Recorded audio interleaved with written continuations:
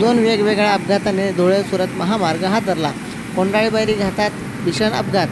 धुळे सुरत महामार्गावरील कोंडाळीबारी घाटाजवळील खाली खांब चौदर शिवारात आज दोन वेगवेगळ्या भीषण अपघातांनी वाहतूक विस्कळीत झाली।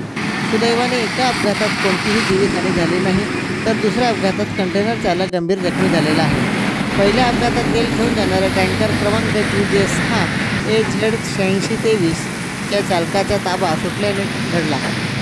टँकर पुढे चालणाऱ्या इको कारला MH18 CE 2129 हिला मागून जोरदार धडक दिली आणि त्यानंतर टँकर रस्त्याच्या कडेला असलेल्या खड्ड्यात पलटी झाला असून टँकर चालक फरार झालेला आहे। या अपघातात इको कारचे मोठ्या प्रमाणात नुकसान झालेले असले तरी सुदैवाने कोणतीही जीवितहानी झालेली नाही। दुसऱ्या अपघातात धुळ्याहून सुरतकडे भरधाव वेगाने जाणारे एक मोठा कंटेनर क्रमांक GJ36 V8433 यावरील चालकाच्या रस्त्यावरील गतिरोधक लक्षात न आल्यामुळे अचानक ब्रेक लावला व आपला ताबा सुटला।